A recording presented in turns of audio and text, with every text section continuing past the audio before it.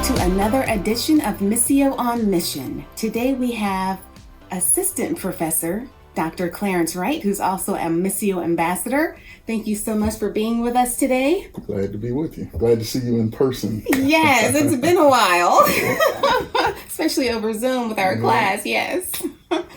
So today I just want to talk with you a little bit about Missio and why did you choose Missio? I chose Missio, and I've chosen Missio multiple times now. I chose it as a student when I was doing my master's studies, and came back when I completed my doctoral work to join the faculty. Initially, I chose it because of the focus on missional theology. That's a big reason. And also just the practical implications. I knew that I could apply what I learned directly to my ministry context. I was already a pastor when I started as a student, and I needed a school that was going to work with my schedule, but also give me knowledge and information and growth that I knew I could apply immediately. And it worked out. There were times when I would literally learn something on a Tuesday evening and be applying it and teaching it to my people in Bible study on Wednesday. That's awesome. And then preparing to preach on Sunday based off of what I had learned. It's that practical, and that was the main reason why I picked it. So you see a difference pre-Missio and post-Missio in how you preach the word, how you engage your Absolutely. congregation. So I think that's really interesting how even in having pastored prior to Missio, that the Spirit moves in such a way where you are utilizing the information from what you just stated one day to the next. I mean, I just love to hear how God just moves and just uses every or any opportunity to share the word and to, to do what he has called you to do. Yeah. So what is one little known fact about Missio that you wish more people knew?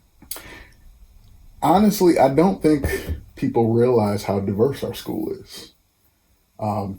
Because of our historic context, coming from Hatfield, Pennsylvania, and moving to Philadelphia a couple years ago, a lot of people still associate it as a deep suburban school, and therefore they think it is a primarily white school. But the reality is we have one of the most diverse seminaries in the country. We are one of the few majority-minority institutions, and it's not just black and white. We have a significant Korean population. We have significant Latino and Latino students. We have a thriving black student population, and it's a place that is not only racially or culturally diverse, but it's also theologically diverse. So we have people coming from, one thing is that Missio is not denominationally affiliated. There are some schools that are directly denominationally affiliated, and they allow people from other parts of the faith to come and join them, but they're really focused on one. Missio is intentionally interdenominational. So there are people from all different faith and belief backgrounds so that we can come in and really have vibrant discussions that are really part of the formation process of determining who we are as people of faith. So you might have a class that has someone from a Reformed context, someone who's Baptist, someone who's Pentecostal, someone who's Methodist. And we all come together and we all grow together by the exchange of knowledge and information and really wrestling with the scriptures. So that's really interesting. And I liked how you captured a lot of different components in that answer. So we're moved from Hatfield to the city, and it's non-denominational. So you as an ambassador, you've been working really hard in sharing the good news about Missio Seminary.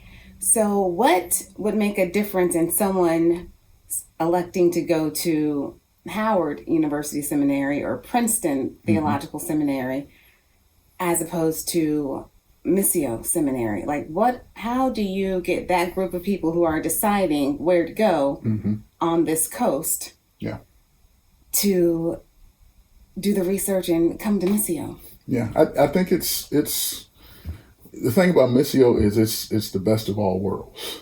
And the schools you mentioned and many others are phenomenal institutions who I have the utmost respect for, as we should. But the difference is with Missio, we have more options. I think we have more diversity. We have more exchange of ideas, and the biggest and for me the biggest distinctive of Missio is the practicality. There's a lot of excellent schools, but they're still following a model where they want you to drop everything, move to campus, take classes at a time when you would be working, and it's just not practical for the way ministry looks today. The way ministry looks today, a lot of pastors are bivocational, have family. A lot of people coming to seminary are not fresh out of undergrad. Right. They're living their life, but they still have a hunger and a need to go back and get the theological education that will strengthen the ministry work that they've been called to.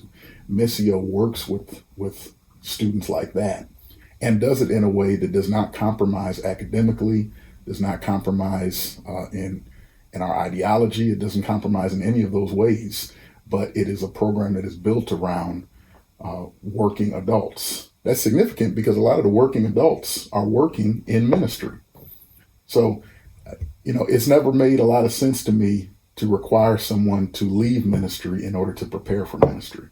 True. So at Missio, it is intentionally formatted so that you can get quite literally on the job training. And then you can immediately contextualize what you're learning in whatever your ministry context is. Instead of learning and then graduating and then getting a job in ministry and then having to do all of that work of contextualization at a later time, you're getting it all at once at the same time. So you're learning on the ground how to put the studies into work. That is amazing. And I find that to be true as a student 2 times, similar to you. Yeah. Well, I want to thank you so much for joining us and sharing that insight about Missio. Thank you for joining us for another edition of Missio on Mission, and we'll see you next time.